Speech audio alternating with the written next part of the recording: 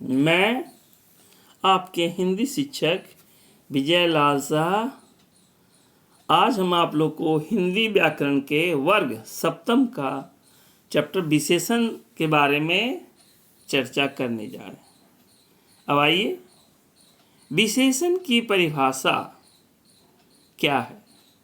संज्ञा अथवा सर्वनाम शब्दों की विशेषता बताने वाले शब्दों को विशेषण कहते हैं। जैसे महानगरों में ऊंची इमारतों का प्रचलन है। मेज पर 5 किताबें रखी है। तो यहाँ इन वाक्यों में ऊंची और 5 शब्द इमारतों और किताबें संज्ञा पदों की क्रमशः विशेषणता बता रहे हैं। अतः ये दोनों शब्द जो है विशेषण है।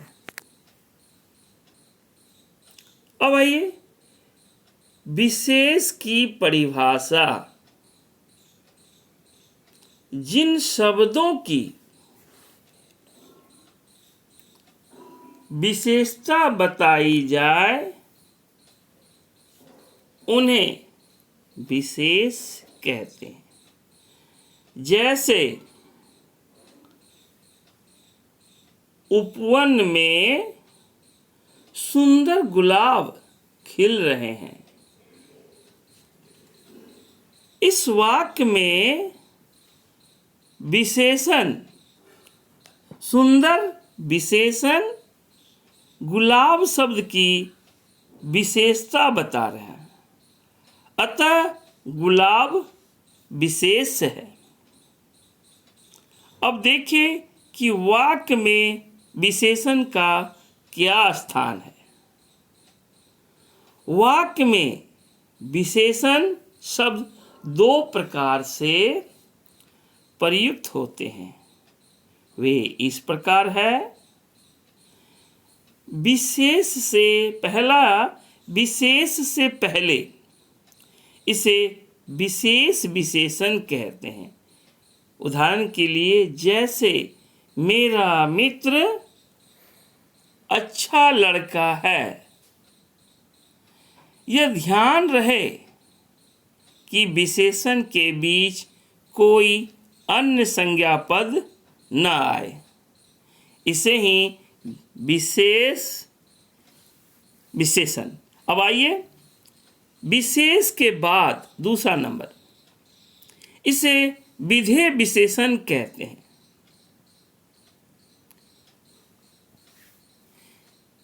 जैसे यह बालक अच्छा है। तो इस प्रकार विशेष के भी 2 भेद हो गए, विशेष से पहले और विशेष के बाद। अब आइए, विशेषण के भेद। देखिए, विशेषण के 4 भेद होते हैं।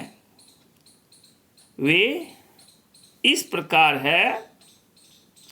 पहला, गुणवाचक विशेषण। दूसरा, संख्यावाचक विशेषण। तीसरा, परिमाणवाचक विशेषण। और चौथा, सर्वनामिक विशेषण। अब आइए, गुणवाचक विशेषण किसे कहते हैं। जिन विशेषण शब्दों से संज्ञा और सर्वनाम के रंग, रूप, आकार, प्रकार, गुण, दोष, कला स्थान, काल स्थान, दिशा, स्वाद, गंध, स्वभाव आदि से संबंधित विशेषता का बोध होता है, उन्हें गुणवाचक विशेषण कहते हैं। जैसे हमारे अध्यापक मीठी वाणी और सरल स्वभाव वाले हैं। तो यहाँ मीठी और सरल विशेषण क्रमशः वाणी और स्वभाव का गुण बता रहे हैं। अतः ये दोनों गुणवाचक विशेषण है। अब दूसरा संख्यावाचक विशेषण। जिन विशेषण शब्दों द्वारा संज्ञा तथा सर्वनाम की संख्या संबंधी विशेषता का बोध होता है, उन्हें संख्यावाचक विशेषण कहते हैं। जैसे हम 6 दोस्त शाम के समय पार्क में घूमने गए थे। तो यहाँ 6 विशेषण दोस्तों की संख्या बता रहे हैं, अतः यह संख्यावाचक विशेषण है। अब देखिए, संख्यावाचक विशेषण के भी 2 भेद होते हैं। वे इस प्रकार है। पहला, निश्चित संख्यावाचक विशेषण।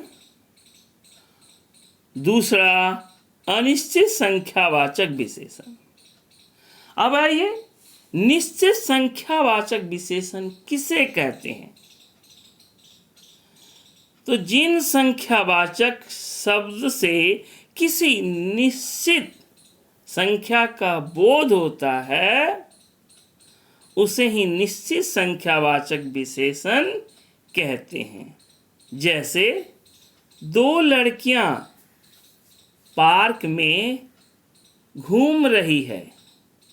तो यहाँ 2 विशेषण लड़कियों की संख्या का निश्चित बोध कराता है, अतः यह निश्चित संख्यावाचक विशेषण है। अब आइए दूसरा, अनिश्चित संख्यावाचक विशेषण।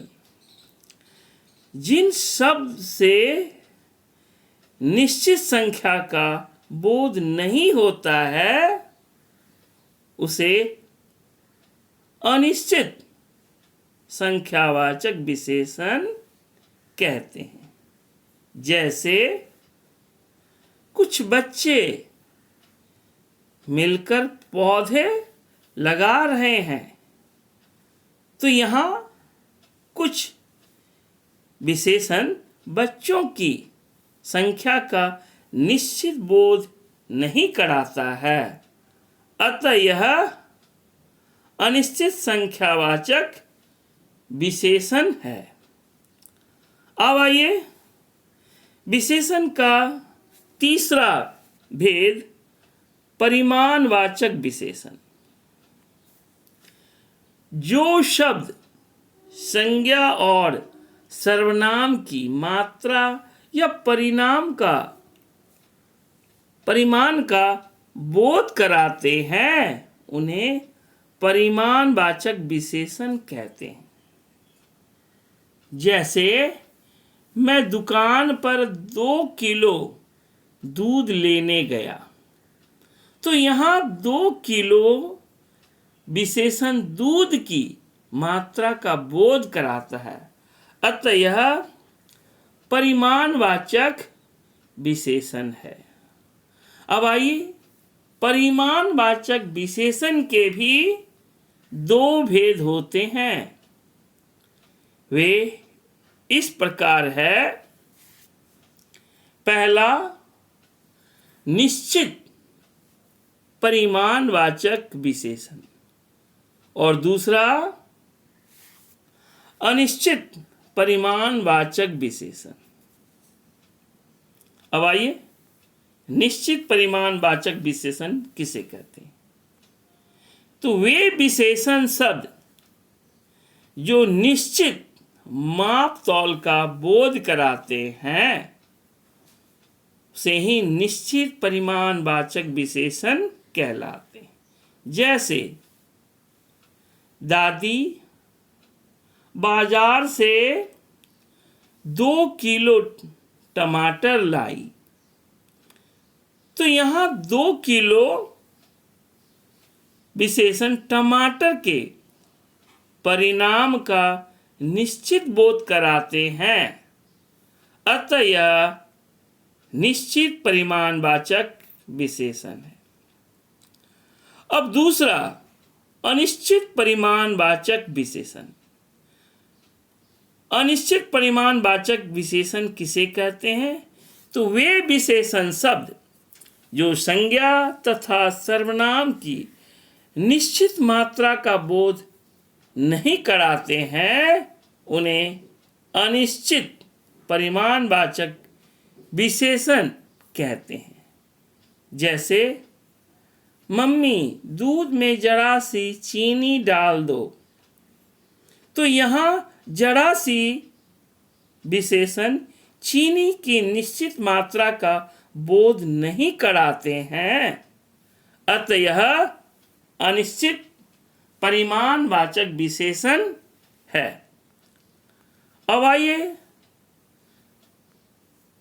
विशेषण का सर्वनाम चौथा, सर्वनामिक विशेषण। वे सर्वनाम शब्द जो विशेषण की भांति प्रयोग में लाए जाते हैं, उन्हें सर्वनामिक विशेषण कहते हैं। जैसे वह लड़का बुद्धिमान है, यहाँ पर वह सर्वनाम है परंतु किसी संज्ञा की ओर इशारा कर रहा है, अतः यह सार्वनामिक विशेषण है। अब आइए संख्यावाचक और परिमाणवाचक विशेषण में क्या अंतर उसे जाने। तो जिन वस्तुओं को नापा तौला जाता है,